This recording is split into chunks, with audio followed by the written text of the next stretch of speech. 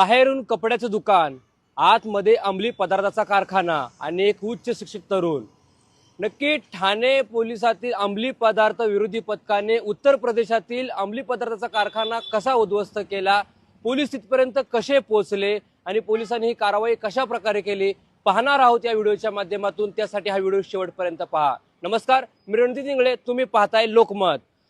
ठाण्यातील मुंब्र्यामध्ये दत्तवाडी परिसरामध्ये एक आरोपी हा अंमली पदार्थ विक्रीसाठी येणार असल्याची माहिती अंमली पदार्थ विरोधी पथकाला मिळाली। अंमली पदार्थ विरोधी त्या ठिकाणी गेले, त्यांनी सापळा रचला आणि त्या आरोपीला ताब्यात घेतलं आणि त्या आरोपीला ताब्यात घेतल्यानंतर त्याच्या चौकशीतून अनेक धक्कादायक खुलासे समोर आले। त्यांनी दिलेल्या माहितीनुसार उत्तर प्रदेशामध्ये ही अंमली पदार्थ आल्याची त्यांनी माहिती दिली।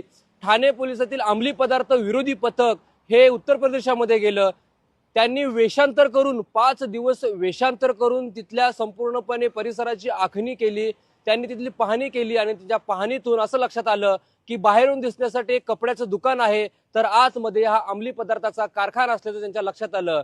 त्यासाठी त्यांनी एक ग्राहक म्हणून त्या दुकानामध्ये प्रवेश केला आणि संपूर्णपणे जी माहिती जी आहे त्याच्या समोर आली आणि त्यानंतर उत्तर प्रदेश पोलिसांच्या मदतीनं त्यांनी त्याच्यावरती कारवाई केली। आणि सर्वात महत्त्वाचं म्हणजे हा जो यातील जे 3 आरोपी आहेत त्यापैकी एक आरोपी हा उच्च शिक्षित असून त्याने विज्ञान शाखेतील अभ्यास करून त्यामुळे त्याच्या माध्यमातून तो हा अंमली पदार्थ जो आहे तो बनवत होता आणि इतर जे होते ते विकत असल्याची माहिती आता समोर आलेली आहे। नक्की याबाबत अधिक माहिती देताना गुन्हे शाखेचे पोलीस उपायुक्त अमरसिंग जाधव काय म्हणालेले आहेत पहा।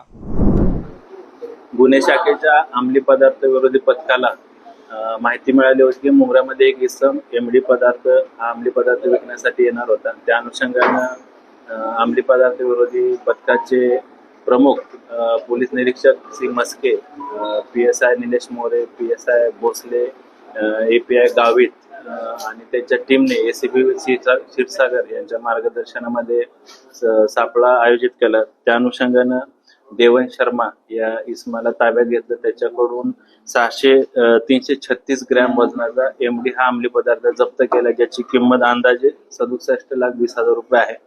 त्या अनुषंगाने गुन्हा दाखल करून अधिक तपास केला, ज्याच्यामध्ये तांत्रिक विश्लेषण आणि इतर अनुषंगाने तपास केल्यावर अशी माहिती मिळाली की सदरचा अंमली पदार्थ उत्तर प्रदेश या ठिकाणाहून आलेला आहे। त्या अनुषंगाने अधिक तपास केला असता सदरचा अंमली पदार्थ हा सोहावल जिल्हा अयोध्या उत्तर प्रदेश इथं बनत असल्याची माहिती मिळाली। त्या अनुषंगाने PSI भोसले आणि त्यांची टीम उत्तर प्रदेश या ठिकाणी रवाना झाली।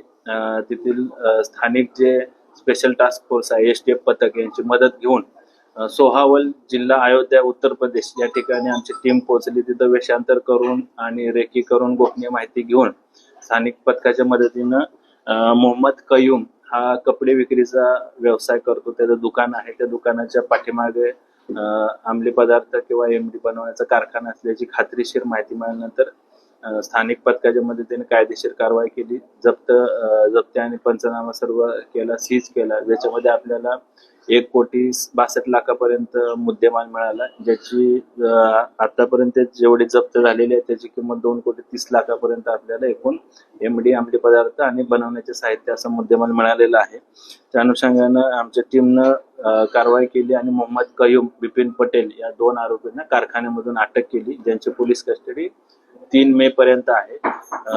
या मोहम्मद कयूम आणि बिपिन पटेल यांच्यावर यापूर्वी देखील NDPSच्या कायद्याने गुन्हे दाखल आहेत। सध्या देवन शर्मा हा जो मुख्य आरोपी हा न्यायालयीन कोठडीमध्ये आहे। सर, जो कारखाना होता तर कशाप्रकारे जे लिक्विड असायचं, भांडी असायचे, ते वजनाचे माप असायचे, त्यातून ते कशाप्रकारे ग्राम मोजून लोकांना विकत? यामध्ये जो बिपिन पटेल हा आरोपी आहे हा MSc केमिस्ट्री झालेला आहे आणि त्याला केमिकलच्या अनुषंगाने नॉलेज होतं। त्याचबरोबर हे जे आपले इतर जे आरोपी आहेत हे स्थानिक मुंब्र्यामध्ये असतील किंवा ठाण्यामधले असतील किंवा त्यांच्या संपर्कात जे लोक होते त्यांच्या माध्यमातून या अंमली पदार्थाची विक्री करत होते। ठाण्यातील अंमली पदार्थ विरोधी पथकानं ही कारवाई करत यातील आरोपींना आता बेड्या ठोकलेल्या आहेत। त्यामुळे यामध्ये आणखी कोण सामील आहे का, आणखी कोणतं रॅकेट आहे का, याचा तपास ठाणे अंमली विरोधी पथक करत आहेत। त्यामुळे हा व्हिडिओ पाहून तुम्हाला काय वाटलं, याबद्दल तुमचं मत काय आहे हे कमेंट बॉक्समध्ये नक्की कळवा। अशाच ताज्या बातम्या पाहण्यासाठी लोकमत ठाणे या फेसबुक पेजला आत्ताच फॉलो करा। रणजित इंगळे, लोकमत ठाणे।